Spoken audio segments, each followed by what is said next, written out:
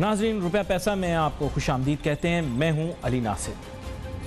बात कुछ ऐसी है कि कराची शहर के अंदर पूरे पाकिस्तान में हम देख रहे हैं कि सनती तरक्की की रफ्तार पिछले साल तो सुस्त रवि का शिकार रही, लेकिन इस साल कुछ बेहतरी की गुंजाइश हमें दिखाई दे रही है और होगी भी, उम्मीद भी यही करते हैं। लेकिन साथ ही साथ हमें ये भी रियलाइज़ करना है कि इसके साथ साथ इंफ्रास्ट्रक्चर डेवलप करना भी बहुत ज़रूरी है।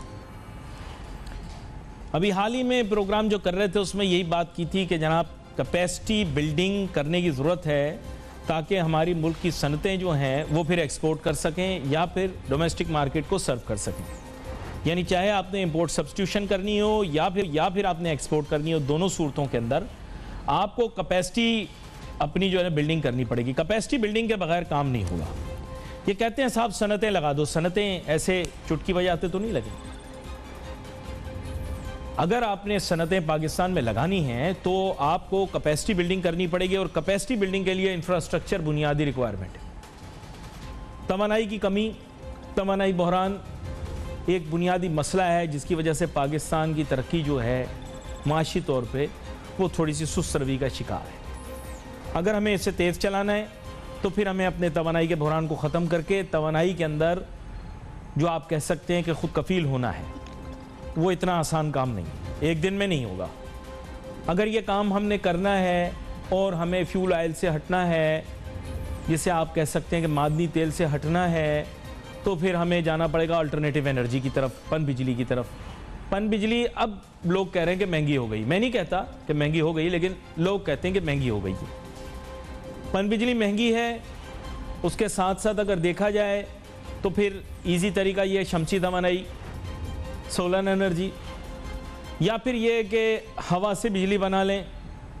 यानी कि आपने देखा होगा बाहर के ममालिक में तो बड़ी बड़ी पखियाँ लग गई हैं, उनसे जो है विंड एनर्जी आ जाती है और भी बहुत सारे मुतबादिल ज़रिए हैं जिनसे बिजली पैदा की जा सकती है। पाकिस्तान के अंदर हैं वो, लेकिन अनफॉर्चुनेटली उसको पूरे तरीके से एक्सप्लॉइट नहीं कर पा रहे। कोयले को तो आप भूल जाएं, आजकल के माहौल में और माहौलियाती आलूदगी जितनी बढ़ रही है आपको खुद पता होगा। हम आलूदा तरीन ममालिक के अंदर अब उस फहरिस्त के अंदर टॉप 3 के अंदर आ गए थे। अभी का मालूम नहीं आगे जाके क्या होता गर्मियों में, लेकिन चीन, भारत, पाकिस्तान आलूदा तरीन ममालिक के अंदर अब शामिल हो चुके हैं। आलूदा तरीन शहर जो हैं वो इन 3 ममालिक के अंदर मौजूद हैं। तो ये भूल जाएं कि आप कोयले से बिजली बनाएंगे। ये कोयले से बिजली बन नहीं सकती और बनानी भी नहीं चाहिए। ये भी मैं आपको क्लियर बता दूं, जो लोग ये कहते हैं। तो तवानाई का तो ये मसला यहाँ आ गया। पानी है, और पानी जो है वो पाकिस्तान के अंदर लोग कहते हैं वाफिर मिकदार के अंदर मौजूद है, हमें नहीं मिल रहा भाई, पता नहीं क्या मसला है। 5 दरियाओं का मुल्क है लेकिन पानी की किल्लत है, पोर्टेबल वाटर बहुत कम है, यानी वो जो कि इस्तेमाल किया जा सके। तो ये एक बहुत बड़ा इशू है। अभी इसको किस तरह से आगे लेकर चलना है इस पर भी बात करेंगे और साथ साथ ये भी बात करेंगे कि शहर के अंदर जो एक तरक्की होनी चाहिए वो क्यों नहीं हो रही। हमारे साथ बहुत ही अहम मेहमान शामिल गुफ्तगू होंगे, उनसे बात करेंगे, लेकिन एक ब्रेक के बाद। Let's take a short break.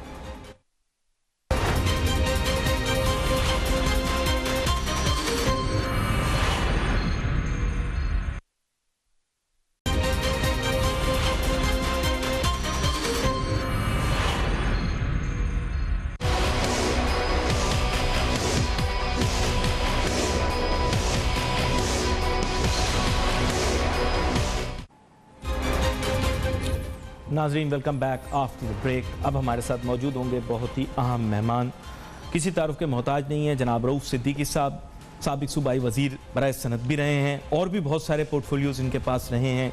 मुतहर्रिक सियासी रहनुमा भी हैं और जिसे आप कह सकते हैं कि इन उमूर पर महारत भी रखते हैं, जिन पर हम गुफ्तगू कर रहे थे ब्रेक पे जाने से पहले। वेलकम करता हूँ सर आपको शो में। बड़ी बड़ी नवाजिश है। बात कुछ ऐसी है, रऊफ सिद्दीकी साहब के तमहीद में मैंने लंबी चौड़ी बातें की कि साहब पाकिस्तान को सनत में अगर तरक्की हासिल करनी है तो कैपेसिटी बिल्डिंग करनी पड़ेगी, ओवरनाइट नहीं होगा। क्योंकि हमारे यहाँ कभी कभार वैल्यू एडिशन की बात होती है कि साहब पाकिस्तान में वैल्यू एडिशन हो जाए तो एक दिन में तो फैक्ट्री भी नहीं लगती, तो उसके लिए कैपेसिटी बिल्डिंग करनी पड़ेगी। Unfortunately capacity building short term नहीं है, मीडियम टर्म या लॉन्ग टर्म है। यानी इसको जहन में बिठाना पड़ेगा कि ये 3 से लेकर 10 साल तक का वक्त मांगेगी, depending on the nature of work being done. Unfortunately Pakistan के अंदर अगर शहर कराची को ले लिया जाए या पूरे पाकिस्तान को एज अ होल ले लिया जाए कैपेसिटी बिल्डिंग के लिए बड़ा वक्त लगेगा, एक दिन में एक्सपोर्ट बढ़ाई नहीं जा सकती। तमाम सनतकार हमारे प्रोग्राम में आते हैं, कभी कहते हैं हम 100 बिलियन एक्सपोर्ट कर देंगे। वैसे आपको तो इसी तरह की कहानियां सुनाते होंगे, ये अभी तक 100 बिलियन हुई नहीं बाय द वे। तो सर ये सब कैसे होगा, थोड़ा सा आप बताएं from a practical perspective, from an executor's perspective. जी देखिए, सबसे पहली बात तो ये है कि पाकिस्तान बने हुए 70 बरस हो गए हैं। अब कैपेसिटी बिल्डिंग के लिए मज़ीद 10 साल और चाहिए। हाँ, ऐसा नहीं है। अच्छा, बात यह है कि अगर इखलासी नहीं है, खुलूसी नहीं है, फिर हुकूमतों की जो पॉलिसीज़ हैं वो सस्टेन ही नहीं करती। 2 साल के बाद एक हुकूमत जाती है, या 5 साल के बाद एक जाती है, 4 साल के बाद जाती है, तो वो पिछली तमाम पॉलिसीज़ को एक लाइन में मनसूख कर देती हैं। फिर सनतकारों को भागना दौड़ना पड़ता है, और फिर उस भाग दौड़ में उनकी सिर्फ फिज़िकल नहीं, इकोनॉमिकल लॉसेस भी बहुत हो जाते हैं, और वो सारा का सारा उसका रिफ्लेक्ट पड़ता है आवाम पर या उस पर। एक बात। दूसरी बात ये है कि शॉर्ट टर्म और लॉन्ग टर्म ये जब इंडस्ट्रियलिस्ट खुद करता है तो वो सब प्रॉफिट में जा रही होती हैं, लेकिन जब हुकूमत करती है तो ये लॉसेस में कैसे चली जाती हैं। आप उठा के देखिए कि 2 प्रोडक्ट एक ही जैसी, एक प्राइवेट सेक्टर और एक हुकूमती सेक्टर, उधर आपको सब्सिडी के अलावा कुछ बचता ही नहीं है देने के लिए, खसारे खसारा, और दूसरी तरफ प्रॉफिट का मार्जिन ये होता है कि उनको रिवार्ड मिलते। तो असल बात जो है वो करने की ये है। अच्छा, इसके साथ साथ आप ये देखिए कि हुकूमती सतह के ऊपर सब्सिडी कहाँ पे दी जाती है, जहाँ पर किक बैक्स हो, जहाँ पे पैसे हों, जहाँ करप्शन हो। ये सब्सिडी करप्शन का एक बहुत बेहतरीन तरीक़ा इस्तेमाल कर लिया है, जो किसी के पकड़ में भी नहीं आता। फिर एक और मामला है, और वो ये कि ये बदनीयत लोगों की चीज़ें होती हैं कि आप काबीना से हर चीज़ अप्रूव करा लें तो फिर कोई इदारा आपको नहीं पकड़ सकता है ना। और वहाँ से ये तमाम चीज़ें, जिन चीज़ों पे सब्सिडी देनी चाहिए, मिसाल के तौर पे हमें पहले ही समझना होगा कि हमें काम जो कर रहे हैं ये एक ज़रूरी मुल्क है, ज़राअत के ऊपर इस पे, और ज़राअत की तमाम चीज़ें यहाँ डबल और ट्रिपल महंगाई से ज़्यादा जा रही हैं। गहरी बात है। अब आप मुझे बताइए कि एक प्याज ना तो चाइना से आ रहा है, ना यूरोप से आ रहा है, वो इतना महंगा हो गया, या टमाटर भी बहुत महंगा, ठीक है, सब्जी जो सब्जी तरकारी बहुत महंगी मतलब है। ये कोई बाहर से थोड़ी आ रही है जिसके ऊपर टैग लगा के आप इसको बेच रहे हैं, वो इतने ज़्यादा कैसे। फिर मिस मैनेज है। इसके अलावा जो सरकारी डिपार्टमेंट है इंडस्ट्री से मुताल्लिक़, वो जब सनतों का दौरा करते हैं, अव्वल तो सरकारी सनतों पे जा नहीं सकते, जो दीगर इदारों में जाते हैं बॉयलर देखने के लिए, फला देखने के लिए, अव्वल तो उनको इजाज़त ही नहीं होती, गेट से बाहर ही नहीं जा पाते, अंदर जा पाते। लेकिन वो जाते मुआयना करने के लिए नहीं है, वो अपने तयशुदा फार्मूले के तहत। और जुमला ये शुरू हो गई मेरे। जी हाँ, ऐसी ही है। अच्छा, आप ये देखें कि हुकूमत का सबसे जो प्रायोरिटी है वो 2 जगह होनी चाहिए, बाकी तमाम जगह खुद ठीक हो जाएंगी। एक, सबसे पहले आपको अपनी अदालत को मजबूत और मुस्तहकम करना है, और मेरिट की बुनियाद पे करना है, सिर्फ़ और सिर्फ मेरिट की बुनियाद पे करना है, और फैसले भी मेरिट की बुनियाद पे होना चाहिए। इससे फ़ायदा ये होगा कि जो मज़दूर है उसका पसीना खुश्क होने से पहले उसकी मज़दूरी उसको मिल जाएगी। और मैं आपके तवज्जुह से ये बताना चाहता हूँ, मैंने बहुत सारी कंपनीज़ के सऊदी अरब में था, तो मल्टी नेशनल कंपनीज़ और वहाँ की लोकल कंपनीज़ में, तो मैंने वहाँ उनसे कहा कि देखिए, जितने भी केसेस मेरे सामने आए हैं, जी आपने पिछली दफ़ा जिक्र किया था कि आपने काफ़ी काम किया है वहाँ सऊदी अरब में। सारी ज़िंदगी मेरी वहीं गुजरी है, सियासत भी मैंने वहीं की। यहाँ तो फिर मजबूरन आना पड़ा था। खैर, तो उसके अंदर एक कॉमन फैक्टर और जो सबसे मजबूत फैक्टर था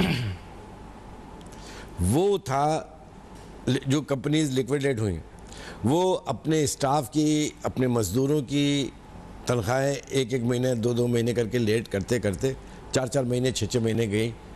उसका फ़ायदा नहीं हुआ, नुकसान ये हुआ कि उसकी स्टाफ और लेबर भी दूसरी कंपनीज में चला गया, लिहाजा वो कंपनी लिक्विडेट हो गई। तो मेरी एक गुजारिश है तमाम सनतकारों से कि देखिए, इतनी बेहतरीन पॉलिसी आज से 1400 बरस कबल एक रिच फ़िलासफ़ी इस्लाम की सूरत में रिसालत माब सल्लल्लाहु अलैहि वसल्लम ने दी, और उसके लिए एक सनतकार के लिए, एक इंडस्ट्रियलिस्ट के लिए, एक इंडिविजुअल उसके लिए भी बड़ी वाज़ेह पॉलिसी दी कि मज़दूर का पसीना खुश्क होने से पहले उसकी मजदूरी दे दो। तो जब आपका मज़दूर आपके साथ, आपका स्टाफ आपके साथ लॉयल होगा तो वो बड़ा काम करेगा।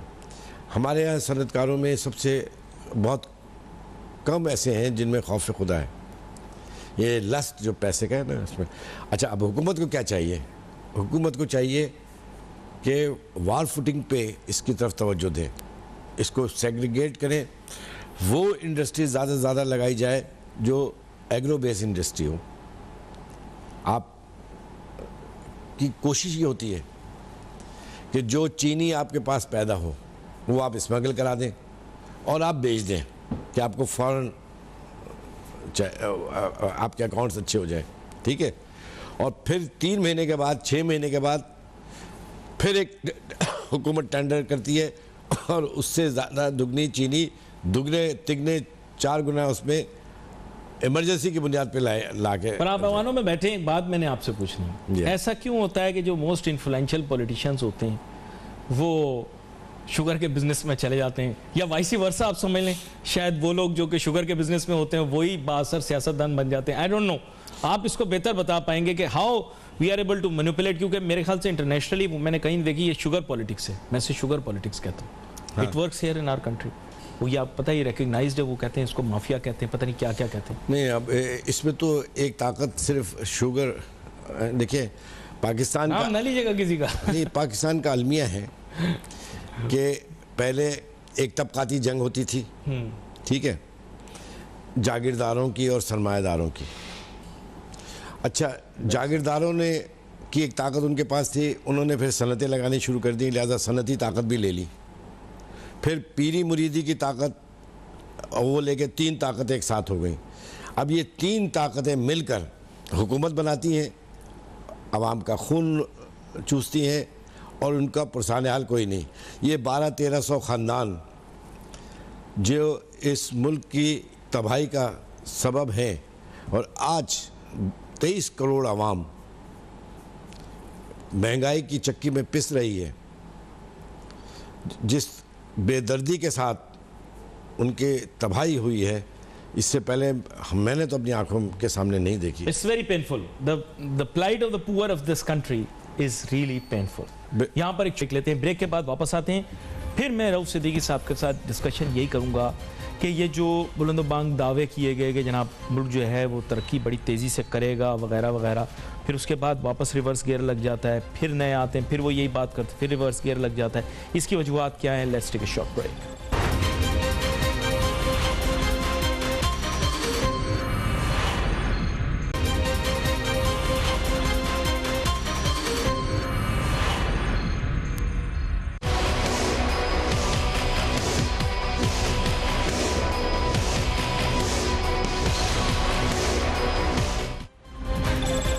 वक्त का अंदाज़ा ही नहीं होता। अब खुद को देखता हूँ कभी कभार तो कहता हूँ ये दिहाइयों की बात करते हुए ऐसे लगता है जैसे कोई बड़ा कसीरुल उम्र शख्स हो। तो मैं अपने मुतल्लिक ये कह सकता हूँ, रऊफ सिद्दीकी साहब के 2 दिहाइयों पहले मुझे याद है मैं अखबार पढ़ रहा था और कहीं कोई तज्जिया लिखा हुआ था और राइटिंग्स ऑन द वॉल भी होती थी कि जनाब कराची हांगकॉन्ग बन जाएगा। आपको भी याद होगा। फिर किसी ने कहा साहब कराची जो है हांगकॉन्ग नहीं, अगली सदी का यानी कमिंग, ये जो अभी गुजर रही है हमारी सेंचुरी, इसका दुबई बन जाएगा। लेकिन फिर हुआ कुछ नहीं।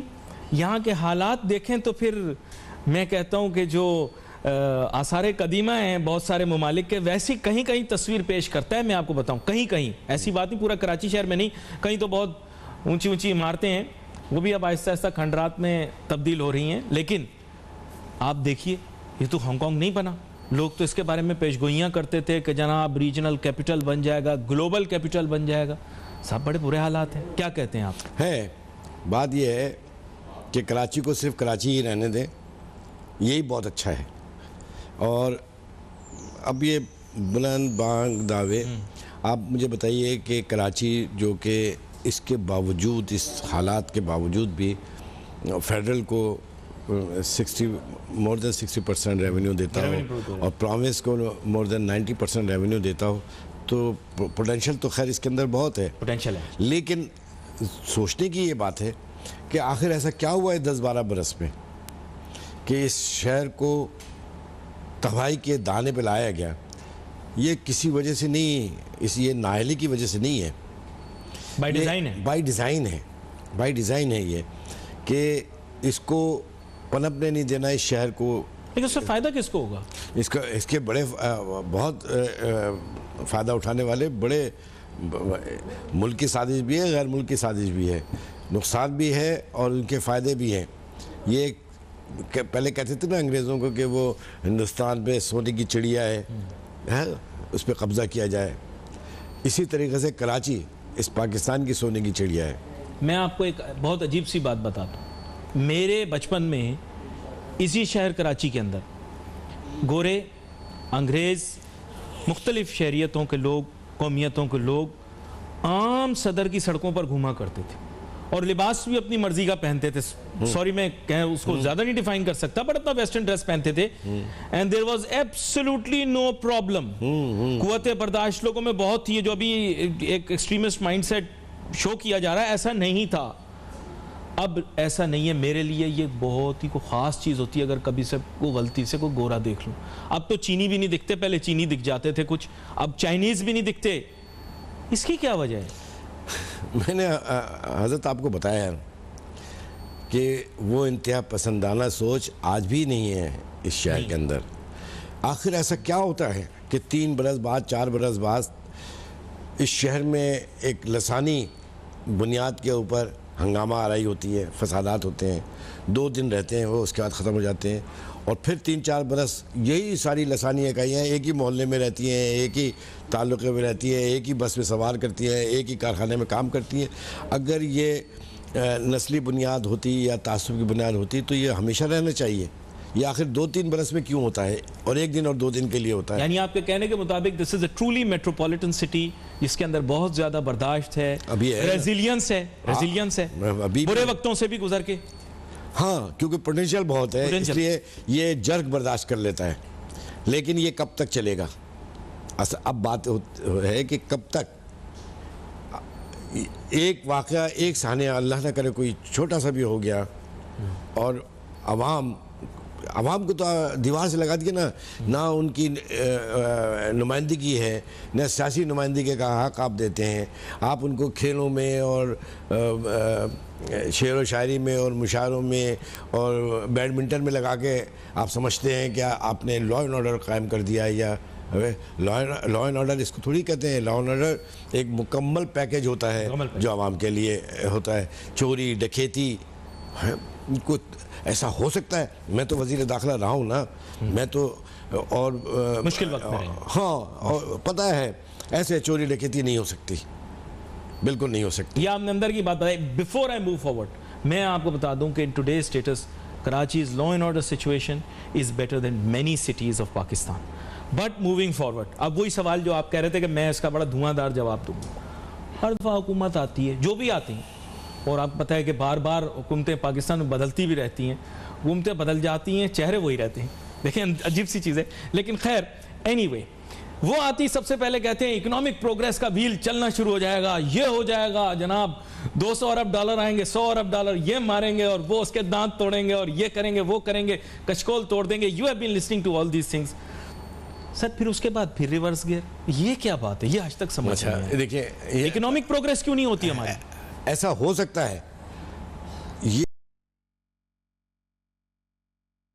हज़रत $1000 बिलियन मुंह में मार देंगे। पहले मारे थे ना, IMF से फारिग हुए थे ना, वर्ल्ड बैंक से फारिग हुए थे ना। मसला ये नहीं है, मसला ये है कि जब आप ये अशारिया देखते हैं ना, ये सर्वे आप देखते हैं, ज़रा इसकी डेप्थ में थोड़ा सा आप जाके देखें तो आपको पता चलेगा। ये सारे बड़े बड़े दानिशरों को मैं देखता हूँ, माहिर माशियात बैठ के बताते हैं कि अब ये होने जा रहा है तो अब वो होने जा रहा है, और फिर वो सारे दावे गलत हो जाते हैं। फिर वो आगे कहते हैं कि आप देखिए हमने पहले आपको बताया था, यानी अगर 175 रुपये डॉलर अभी है तो आज से 6 महीने पहले 152 के ऊपर था, जिसको ये कहा गया था कि जनरली ये बढ़ाया गया है। तो ये ऐसा नहीं हुआ, स्मगलिंग हुई, लोगों ने जमा कर लिए।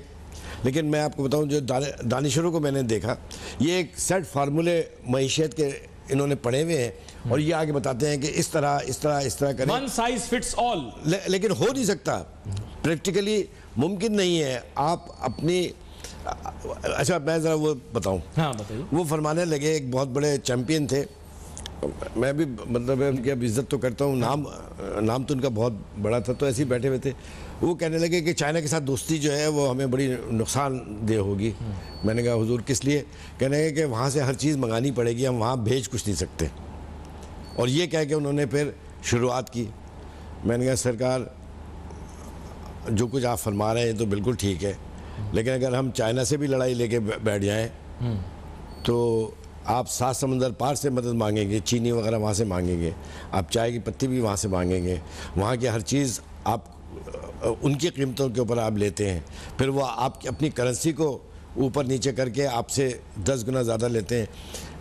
आप देखिए कि आके बैठेंगे, कोई नई जुमला ढूंढ के लाएंगे और वो जुमला देंगे, और फिर वो जुमला इतना चलता है कि हमारे पॉलिसी साज इदारे जो हैं, पॉलिसी मेकर्स, हमारे जो अराकीन पार्लियामेंट है,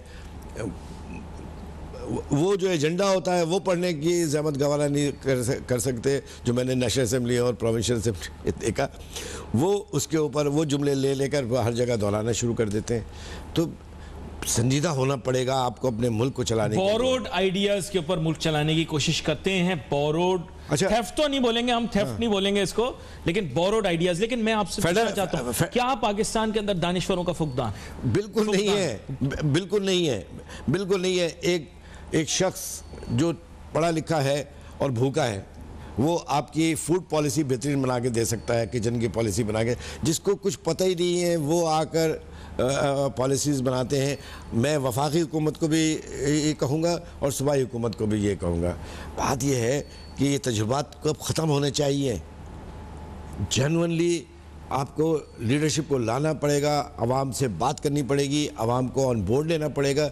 जब जितने मुल्कों की तरक्की के आप बताएं गुज़िश्ता 100 बरस में, वहाँ पे देखें कि वहाँ की आवाम ने अंत तक मेहनत की, वहाँ के रहनुमाओं ने अंत तक मेहनत की और अपने ममालिक को वहाँ लाके खड़ा कर दिया जहाँ से हम अभी सोचने में भी हमें 200 साल लगेंगे।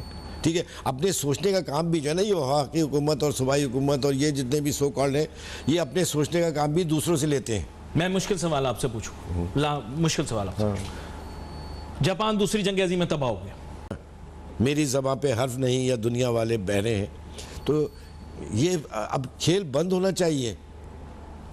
साहिब इख्तिदार और साहिब इख्तियार दोनों को अब से समझ लेना चाहिए कि इस तरह ख़ानदान नहीं चलते। हम मुल्क चला रहे, हम सूबा चला रहे, हम शहर चला रहे। हमें आगे बढ़कर ये सोचना होगा। अब फुल स्टॉप करना पड़ेगा, कम से कम 10 साल के लिए तो आपको ये फुल स्टॉप लगा के सही मानों में मेरिट की बुनियाद पर, और जो कमिटेड लोग हैं उनको आगे लगे। ये वेस्टर्नाइज्ड हमारे जो मायर बैठे होते हैं टेलीविज़न के ऊपर, उनकी बातें सुनो आप। अच्छा, फारिग तो हो गए, जब बिजी होते हैं फिर तो नहीं आते, जब फारिग होते हैं तो फिर आकर ये नई नई कहानियां सुना के। बिजी होते तो पहचानते तक नहीं है, जब बिजी होते तो पहचानते तक नहीं है। अभी आप मुझे बताइए कि मैं फिरौनियत का लफ्ज़ इस्तेमाल नहीं करना चाहता, लेकिन फिर वो देखते ही दे लुक अबव।